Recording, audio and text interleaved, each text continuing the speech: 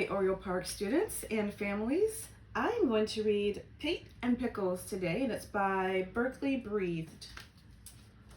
It's one of my favorite books, one of my daughter's favorite books, and actually, I learned about this book from from our board members. So, Pete was a perfectly predictable pig. He was also a perfectly practical pig and a perfectly uncomplicated pig. Being all those perfect things, Pete might have run for the hills if he had known what was coming that night.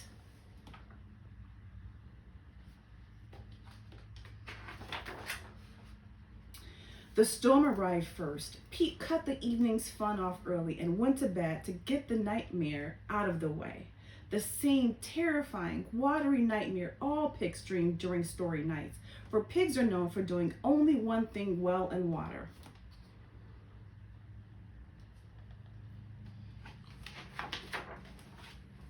Drowning. And that is exactly what Pete dreamt he was doing when a sudden sound woke him.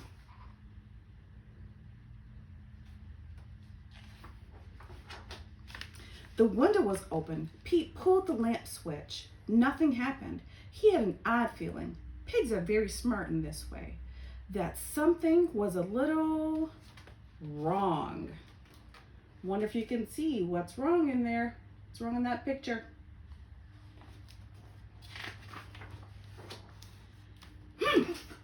Pete was suddenly grabbed, hugged really, by a wet nose at the other end of which was a wet elephant. The beast whispered, "Shh." She said nothing else, but her eyes spoke clearly. "Help me." Then a knock at the door. A clown asked Pete if he'd seen any sign of an escaped elephant named Pickles. "There, under the couch, look carefully," Pete said, as the circus man led the sad, slumping elephant away. Pete was startled when she looked back at him and smiled.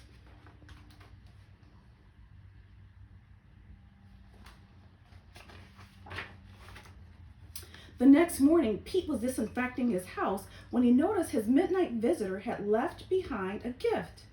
Dandelions. Ridiculous, thought Pete as he scrubbed. That afternoon, Pete took his usual short stroll. He looked down at the evening mist rolling in and saw a circus tent. He looked at the dandelion. "Ridiculous," he muttered. Today, however, Pete would take a longer walk. You can see him with the dandelion in both pages.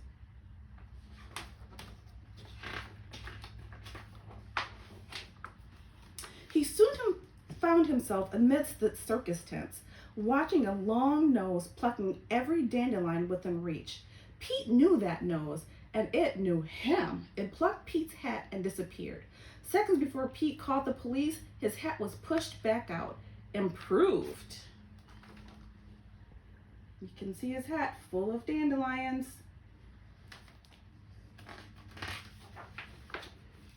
Pete looked in to see Pickles sitting in a very dark corner of a very dark tent, wearing a very locked chain. Pete suddenly, unexplainably, found himself reaching for the key.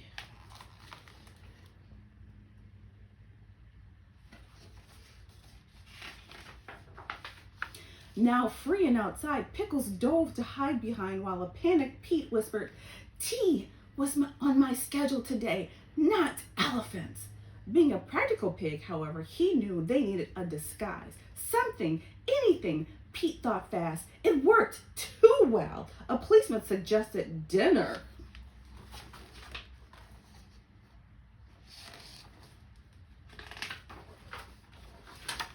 They reached Pete's house by nightfall. A weary Pickles retired after making himself comfortable in a pair of Pete's favorite pajamas. Understand this. You have not heard snoring until you have had an elephant nap on your couch. Pete was a perfectly unpleased pig. Tomorrow, he thought, the big girl leaves.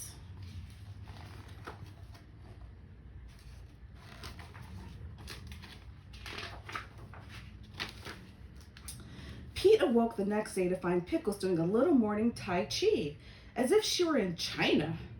which he certainly was not. On the other hand, Pete noticed that his house guest had made a few changes to the grounds. This time, Pete did not say ridiculous.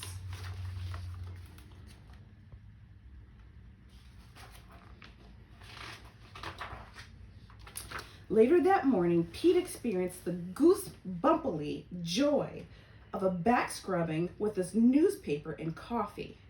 He also discovered the limits of his bathtub. Pickles showed Pete a magazine article about high diving. She pointed to both of them. Ridiculous, Pete said. Pigs and elephants sink like bricks. Pickles smiled. After lunch, they would swan dive off Niagara Falls.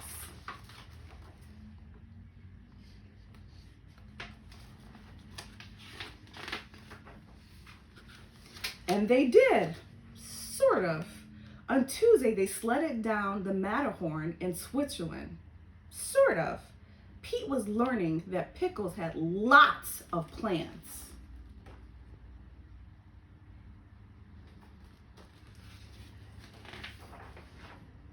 On Sunday, they went to Tahiti for brunch. Pickles, as always, shared her tropical refreshment with the natives. After Paris, it was on to the lazy canals of Venice. Pete did not know any romantic Italian songs, which did not stop him from singing. Pickles sniffed a fragrant Venetian lily and shared it with Pete in a manner nicely suited for elephants and pigs.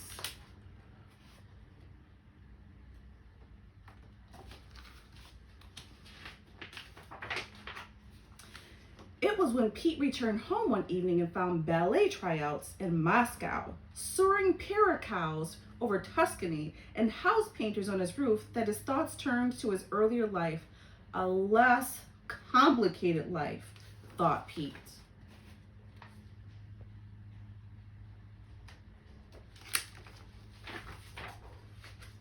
Soon after, Pete discovered Pickles getting into things she shouldn't have been in. He snapped. I am a predictable, practical, uncomplicated pig, or I was before, he yelled.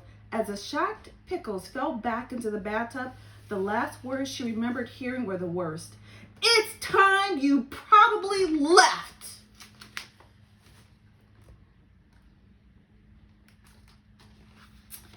Seems like Pete is a bit frustrated. Something broke. A pipe gushed water in a spewing torrent. The house filled with the panicky Pete screamed, Pickles! The mop! Buckets! Sponges! Never mind! Head for high ground! Pete worried that the high ground would run out, and as a matter of fact,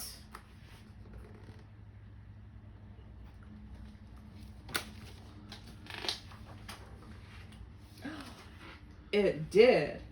And when all the snouts and snoots in the new flooded house were fully stretched to their furthest reach, only one had found the refuge of sweet air.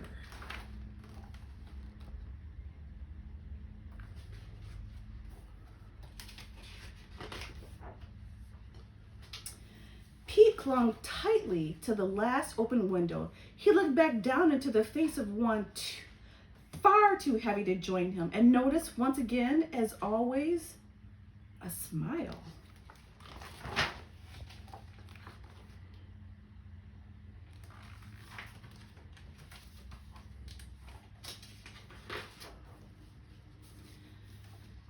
At that terrible moment, what occurred to Pete was not how his life had become so unpredictable, so unpractical, and so completely complicated with Pickles.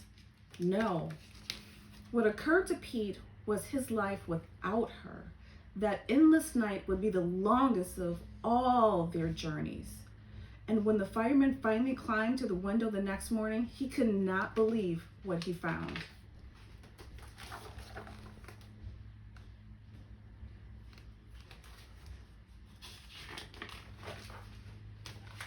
He found a very small pig breathing for a very large elephant. All night, every hour, every minute, every breath shared. When they finally emptied the house, the fireman looked down in puzzlement at the exhausted pair of sleeping friends. They tried but could not pull Pete from the mighty grasp of Pickles. The two slept all day, through the night and on until morning.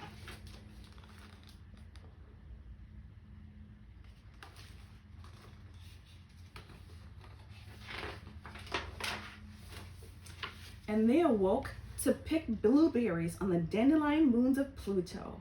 Pete sang Italian love songs.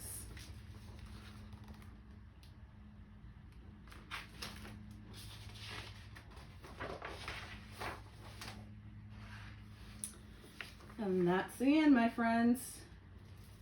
I hope you enjoyed the book, and I hope it becomes one of your favorites too.